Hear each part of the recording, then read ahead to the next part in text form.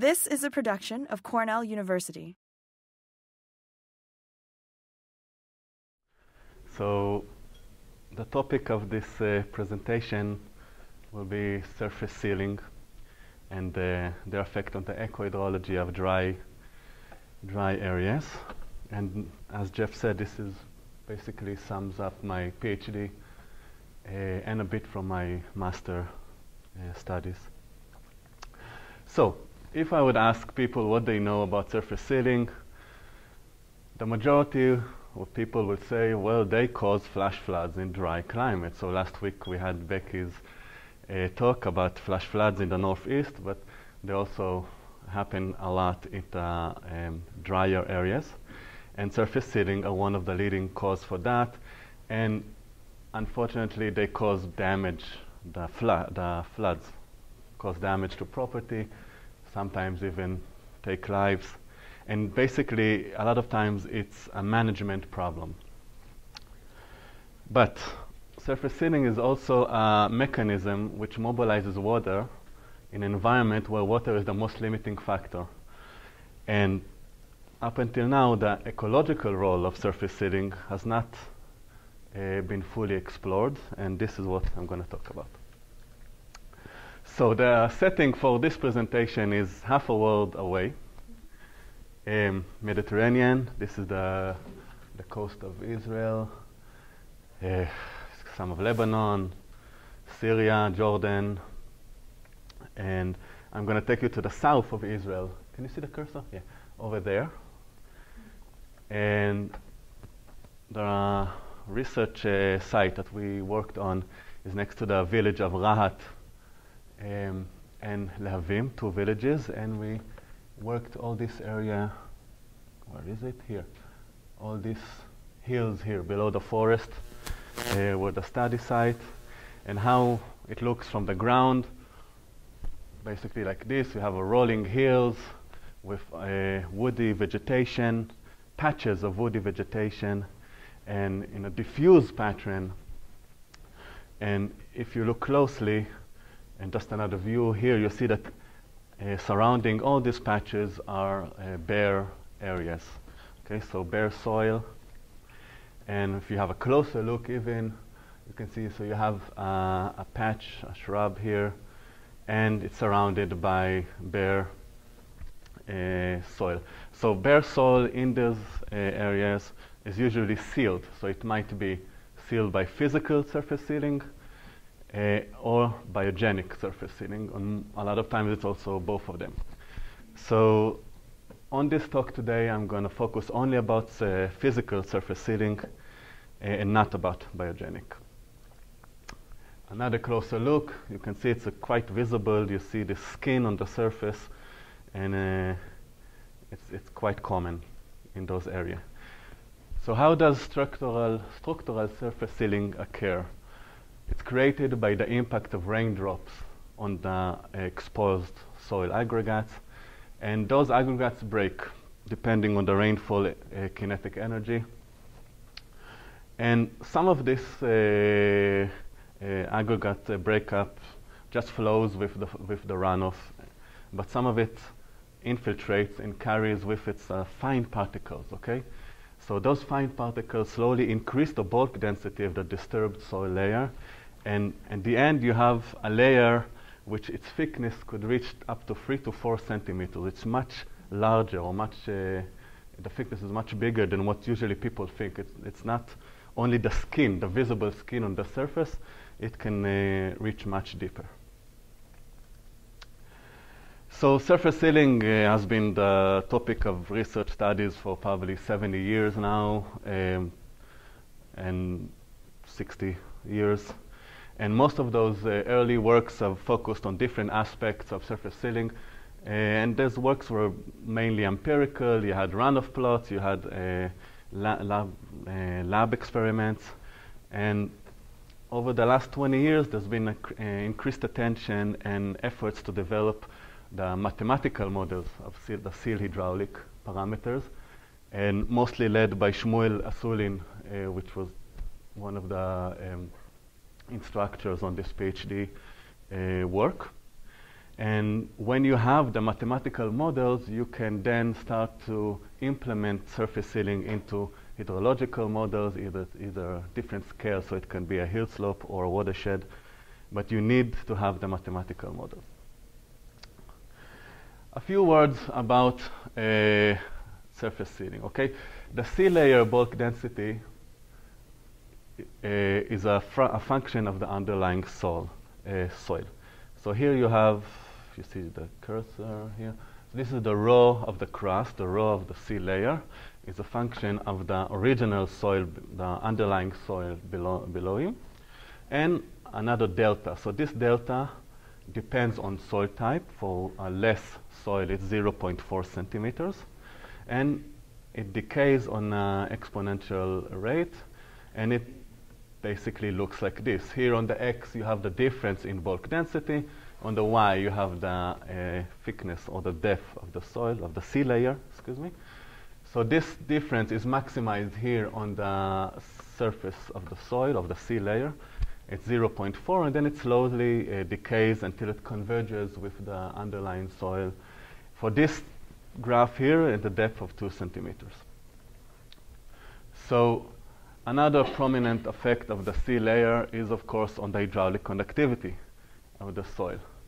Again, the sea layer conductivity stems directly from the underlying soil, the conductivity of the soil, and I will not go into all these parameters, but what it basically does, it reduced, the hydraulic conductivity is highly reduced, and just to demonstrate this is a Ruhama-less soil.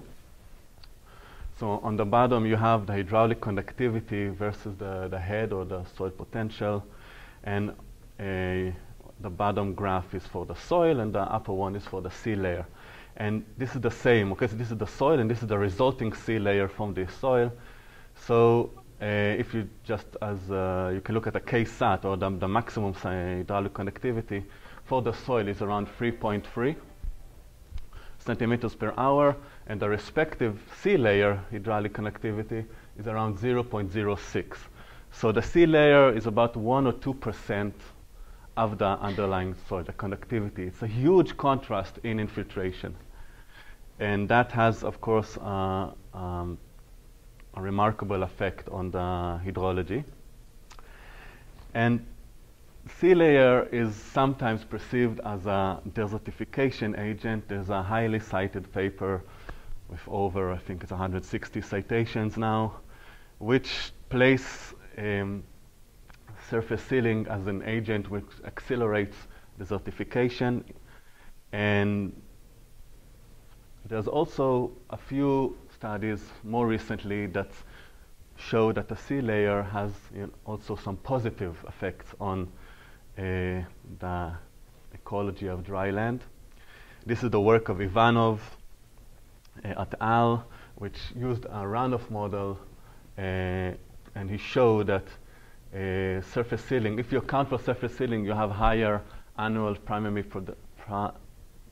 production on the lower topography, on the wadis. And another work, which is actually a side project of my PhD, we developed this runoff model. And this is a plot. This is a runoff plot. On the left, you can see the topography. So this is high and this is low, and basically the water is flowing down from top to bottom. And on the right, you see patches of vegetation on this runoff plot. And just for the size, so you have the perspective. This is 4 meters wide by, I think it was, 18 meters length. And this is what the cumulative infiltration looks after 51 millimeters of a storm. So what you can see, the blue patches here are, of course, the vegetation. And the legend is the cumulative infiltration in meters. So if you see, for example, here, it's a blue patch, has roughly around 0.28 of a meter, which is about 4 or 5 times of the rainfall amount. If you go even And further down the runoff plot here, this is a patch which receives probably 10 meters of contributing area, and cumulative infiltration can reach 0.5 meter. So it's like 10 times more of natural rainfall.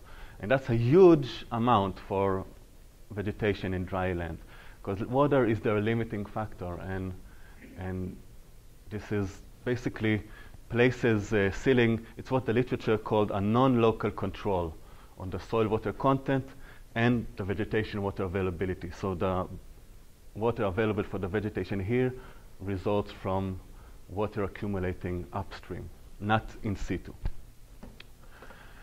But there is also another aspect for surface sealing, which was rarely addressed, in that, the lower permeability, the lower hydraulic conductivity also affects evaporation rates, not only infiltration.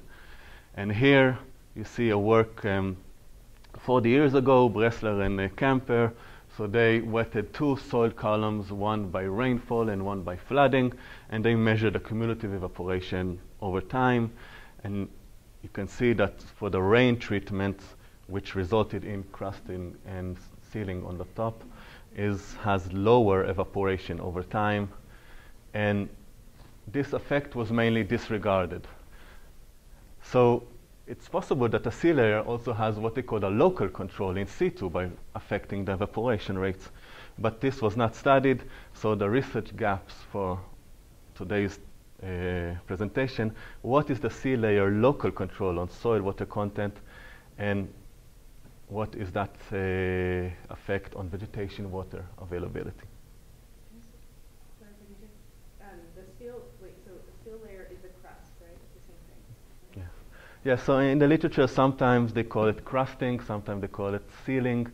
Crusting is more usually associated with the biogenic crusting, but it's basically similar. Okay, so these research questions were addressed using 2 operational steps. First, we developed a 1D bare soil hill slope scale model, accounting explicitly for surface sealing. So this is a simple model. We neglect vegetation, and it's a 1D model, so we don't have runoff and we don't have subsurface flowing.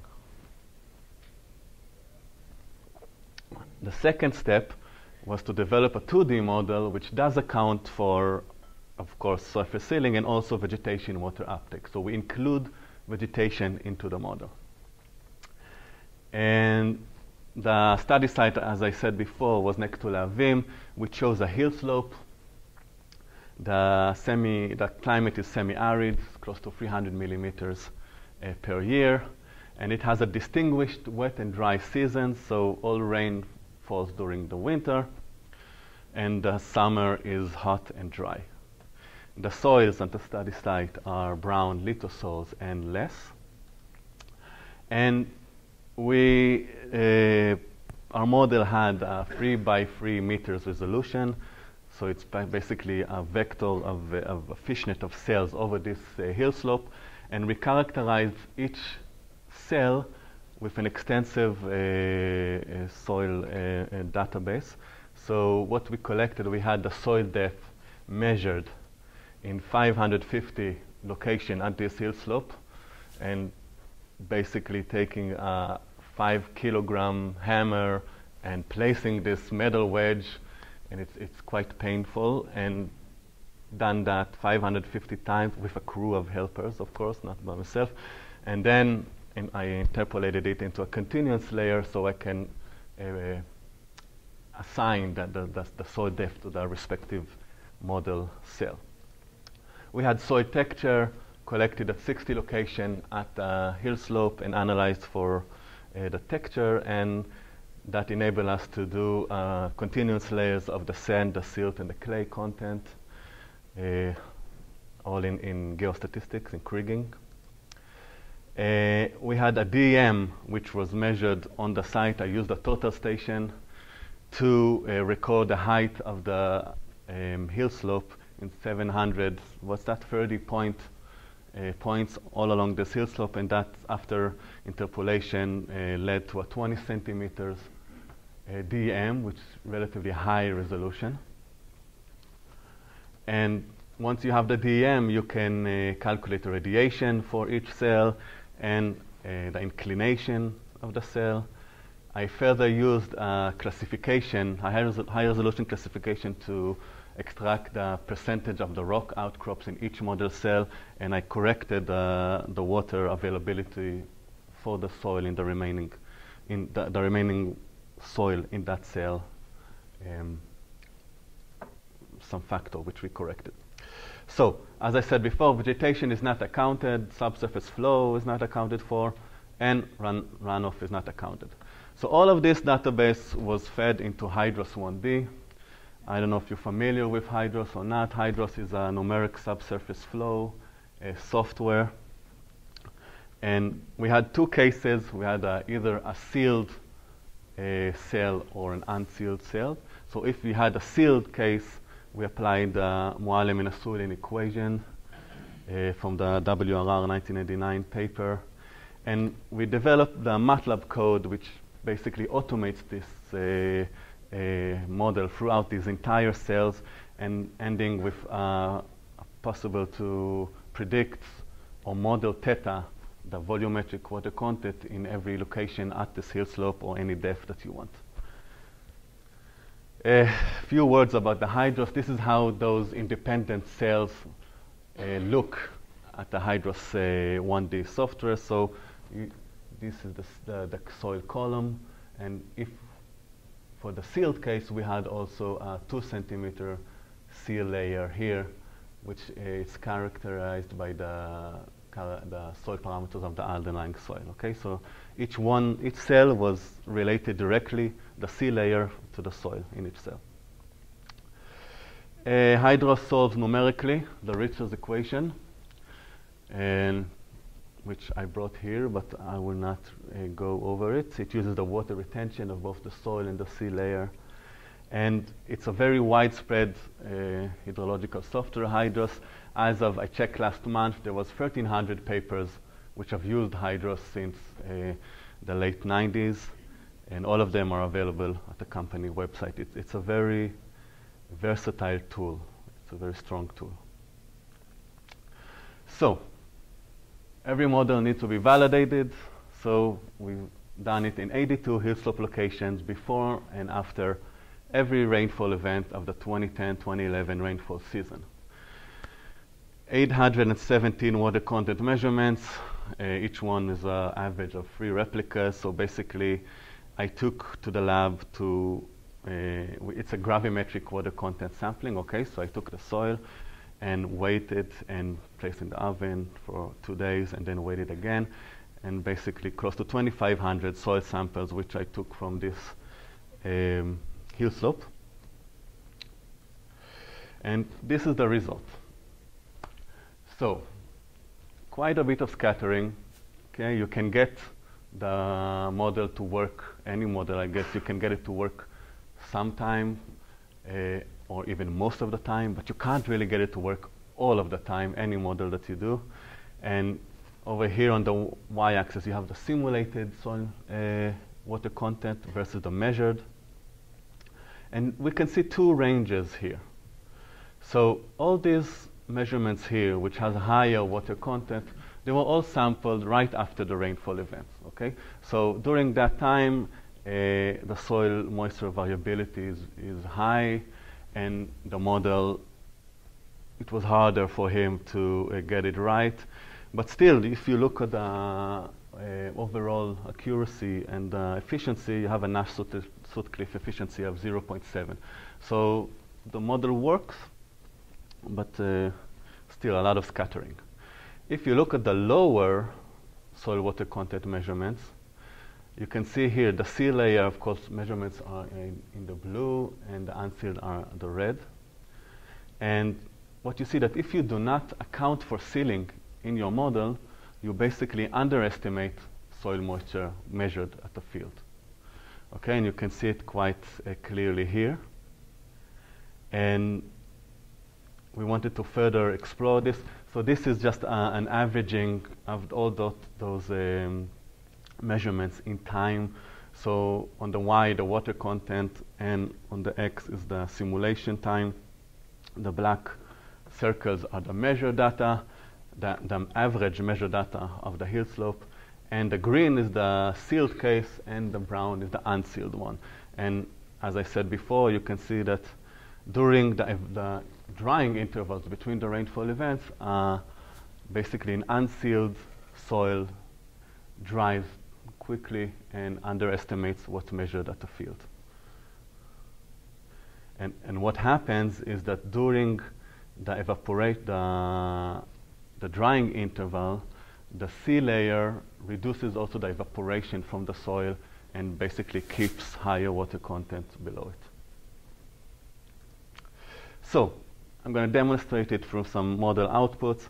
This is on the left you have the sealed hill slope, the sealed case. On the right you have the unsealed one, and the water content, the legend. Of course you have the warmer colors for dry and the blue colors for wet. And here below you can see it's just an extract from a season. This is a 2006 season in Lehavim. And I'm just stopped the model in right after a rainfall event, and I'm going to show what's happening when you start the drying interval. So as days go by, basically the unsealed soil dries much faster, and after a week or two, a completely different water content map on the hill slope.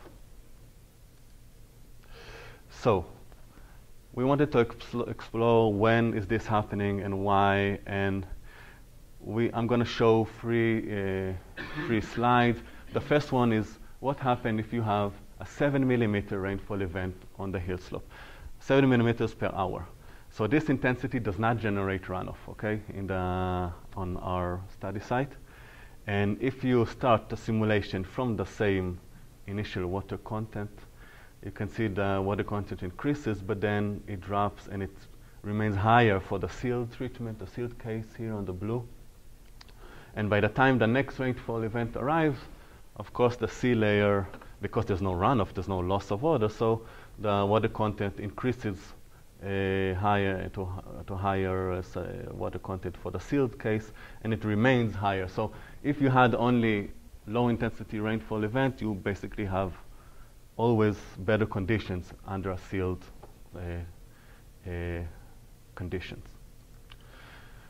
What happens if you have stronger rainfall? So on the top figure you have a rainfall of 15 millimeters per hour, and this rainfall generated 20% of runoff.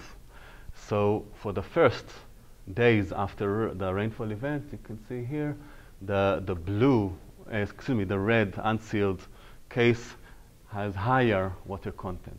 Okay, so you have runoff lost in the sealed case, water did not infiltrate, and as a result it has lower water content. But after a few days, 5 days, for example in this case, this is reversed, and basically what the sea layer does, it compensates for all this water lost by runoff by reducing evaporation rates during the drying intervals. And by the time the next rainfall event arrives, again the sea layer, the sealed system is favorable in terms of water content and will remain favorable until the end of the season. But what happens if you have a higher intensity rainfall event, let's say 24 millimeters per hour? So this rainfall event leads to around 55% of runoff, and for the given drying interval here for a week, the sea layer, there's so much water which is lost to runoff, so the sealed system just remains drier until the next rainfall event. It cannot compensate for such a large loss of water. And so it's a complex pattern, because every rainfall throughout the season, of course, has its own intensity and drying interval until the next rainfall event. And on the long term, this is the average of 32 years of simulation for that study site. You can see that the sea layer, which is on blue, has higher water content than the unsealed one. These are all individual cells, 8,000 cells, just plotted here. And what also is important to notice that on the y-axis you have the temporal standard deviation. So this means how much does the soil moisture change in time, okay? And what you can see that the sea layer not only has higher soil water content in the sealed case, it also has lower standard deviation, temporal standard deviation. So water content is higher and it stays there for longer of time compared to an unsealed case. And this, of course, can possibly have a large effect on water availability for vegetation, which are surrounded by sealing. And this is our next step. This is the second part of this presentation. So how does that affect water availability? To address this, we have used a unique setting, climatic setting in Israel, where over a short distance you have a sharp climatic gradient over around 40 miles. You have 200 millimeters climatic gradient. So you can basically, we have here 3 meteorological stations, Lahav, which was the setting which I showed before, another middle one here, Beersheba, and Sde Boker at the south. So we use data from 3 meteorological stations. And another unique setting is that all of the south of Israel was exposed to aeolian deposition and the creation of less soil, extensive less soil. So basically we can use the same soil type, okay, on all of these analysis. So the only thing that will differ was the climatic condition. So that made it easier for the analysis. Okay, so back to the Hydros model, and Hydros, this is the 2D Riches equation, and the way in Hydros, or the way the Riches equation implements the vegetation is by a sink term, this S here, okay? And what is this sink term? You have to define it using a water uptake model. The Hydros offers you a few to choose from. The most common one is the FEDES water uptake model, and I will go over it briefly. So the S, the sink term, is a function of alpha, which is a reduction coefficient. I will explain it in a second, and which is multiplied by, I lost my cursor here, multiplied by potential transpiration, which you assign for the simulation, and that defines how much of that potential transpiration is being transpired by the shrub or removed from the simulation cell, okay? So what is briefly, what is the FEDES water uptake model? On the Y here you have the reduction coefficient. It ranges from 0 to 1. On the X, this is the water potential. So this is saturation here on the left, and it dries as you go further to the right. And under saturated condition, you have anoxic condition. You have basically very little transpiration. So the reduction coefficient is minimum on high saturation. Very quickly, when the potential decreases and you have a drier soil, this becomes optimal, and it remains optimal until a point which is defined, a P2 point, where it starts to decline. In this model, it linearly declines until it reaches to the point of P3, which is stops transpiration. So that's represent a wilting point, okay? And of course, the location of the potential, the soil water content on which P2 occurs and P3 occurs are vegetation specific. So now we have a challenge. If I was to model corn, I have a good life. It's very easy. It's a commercial crop. Everyone, or not everyone, a lot of people have studied it, and you can just pick up from the literature all the parameters that you want and go on and model it. But if you want to model natural vegetation or Sarcopoterium spinosum, which is the main shrub at the study site, it's just not available. There is no, you can't take corn and say it's equivalent, because it's not. So we had to calibrate and basically measure those parameters. And we did it using a Lysimeter experiment, a small scale Lysimeter experiment, where we had the shrub. We grew it in a hothouse, screenhouse, for a year, and we planted it in buckets where we know all the dry weight of each component, and we place it on high resolution scales. I don't know if you can see it. So this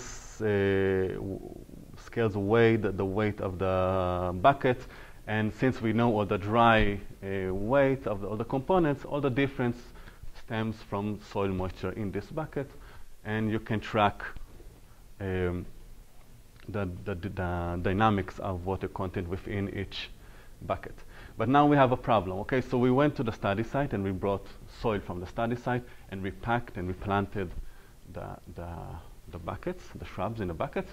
But once you take soil out of your study site, you interfere with all these parameters and you basically repack it in the bucket, and you don't know what now the soil parameters are.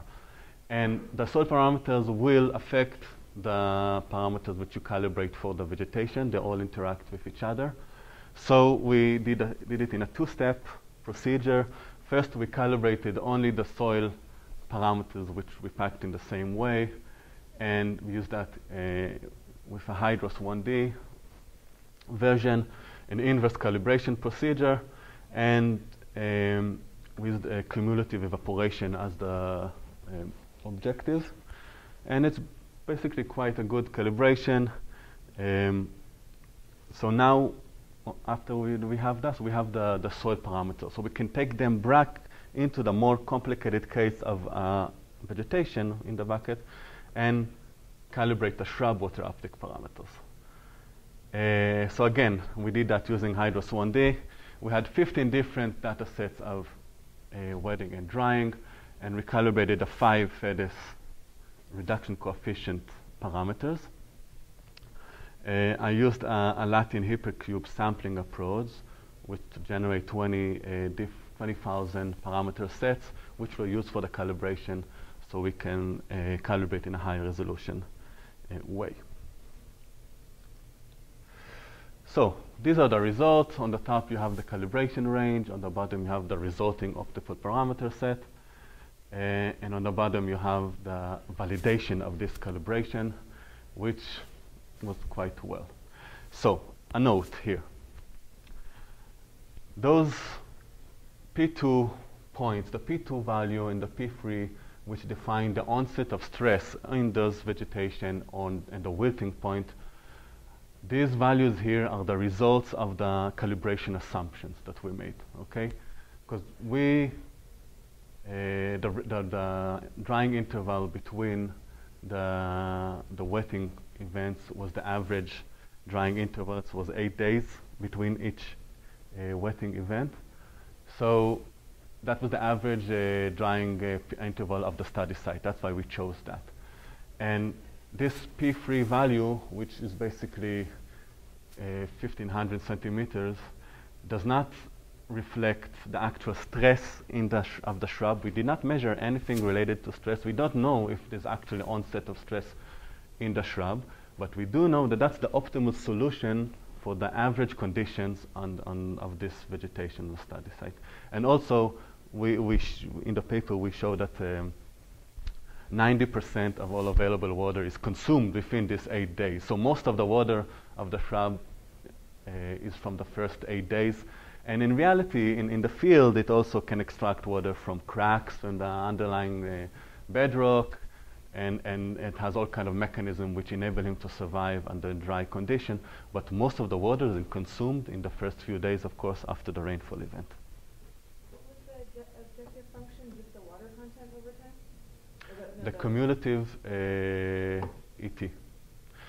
The cumulative evapotranspiration, and we partition it between potential evaporation and potential transpiration.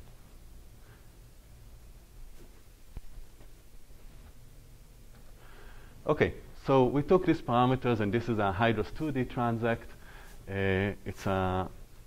The blue layer represents the seal, and the orange is a root zone, a uniform root zone, which is surrounded by a seal layer. So this is for the sealed case. Of course, if there is no seal, for the unsealed one, just continuous soil, there's no sea layer. These are 2 points, 2 observation points, which I will talk about in a few slides. And this is the boundary conditions for the simulation. So, I developed this ratio, which I call the vegetation water uptake ratio, which basically the cumulative uptake for the sealed case over the cumulative uptake for the unsealed one. So if it's higher than 1, the sea layer is beneficial for vegetation. If it's lower than 1, it's a negative factor. And I've used 35 years of climate data from in each of those stations. Some stations had 40, that's the Bukel site, but some less. But overall, few decades of climate data. And this is the results. So the line represents the 1, the vegetation water uptake value of 1, and the vast majority of all seasons surface sealing is a positive factor, increasing vegetation water uptake, and the average is an increase of 26%. Okay, so that's quite significant for, of course, those vegetation or the dryland vegetation. You can see that this effect is not uniform across all stations, and the black ones represent the weather, the semi-arid site of Lahav, which the sea layer doesn't have a less effect, has a reduced effect, and as the station goes drier, the sea layer effect increases, and also the scattering increases. But you can reach for the Bukel site a vegetation water uptake of close to 50 and 60%. So that's a huge increase in uptake. And how is this happening? I will explain that using the observation points there. Within the root zone, we have point number 1, and just outside the root zone, we have point number 2. And this is the water content ratio, means the water content of the sealed system over the unsealed one. If it's higher than 1, water content is higher for the sealed case. And this is on the 1994 season at the Lehavim site. And you can see that during the rainfall event here, okay, so this is the water content ratio, and this is the time, and the black lines are the rainfall event here. So during these rainfall events, due to runoff initiation, so water content is lower at a sealed case. The ratio is lower than 1. But as the drying interval proceeds, the water content ratio is higher for the sealed case, and it's much higher for point number 2, which is outside of the root zone, and it's close to 20% higher. So this is what drives the water content uptake of the shrub.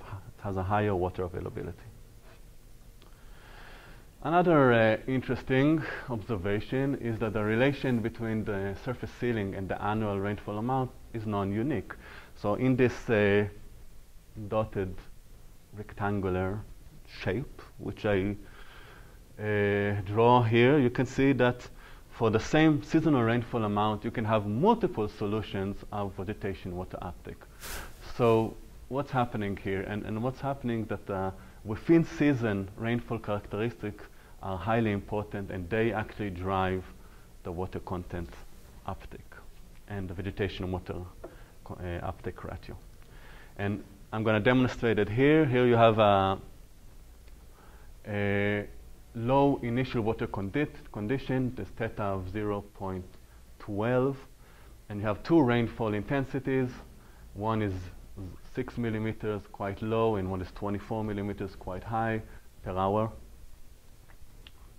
And what you get is for this low water content, initial water content condition, you have so much runoff generated that basically the sea layer is negative. It has vegetation water uptake ratio lower than 1, and it stays lower than 1 even if you have a prolonged drying interval. But if you do the same exercise, the same simulation, you just started from a higher water content initial condition. So at the beginning of the simulation, because of the runoff, water content and vegetation water uptake is lower for the sealed case, but after a few days it starts to increase. So it also depends on the initial water content condition, on the rainfall intensity, and on the drying interval. So this is one storm.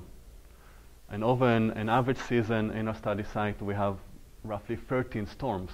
So in each one of those, the sealer can either be a positive, a negative, and this accumulative effect leads to this non-uniqueness that we've seen in the previous graph. So, close to finalizing this presentation, we wanted to also prove or show that these results are applicable on different sea layer thicknesses. In reality, the sea layer thickness is dependent on the rainfall energy, the rainfall kinetic, the soil organic matter, the soil type. Within the same hilltop, it can vary. And it actually varies on the field, the thickness. So we repeated this analysis for different soil sea layer thickness.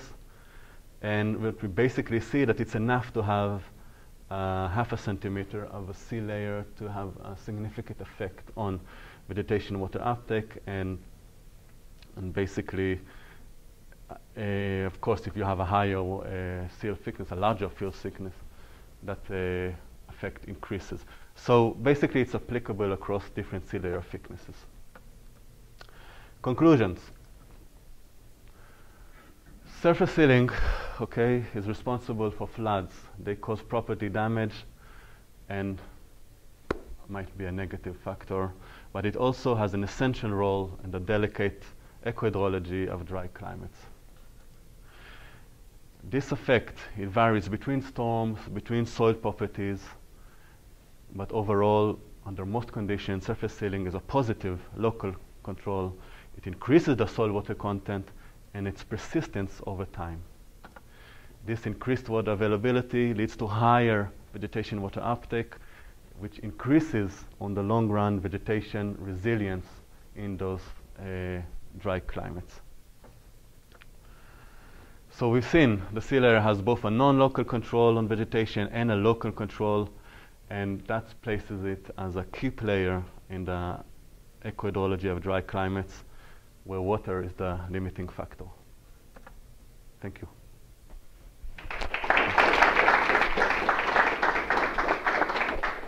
This has been a production of Cornell University, on the web at cornell.edu.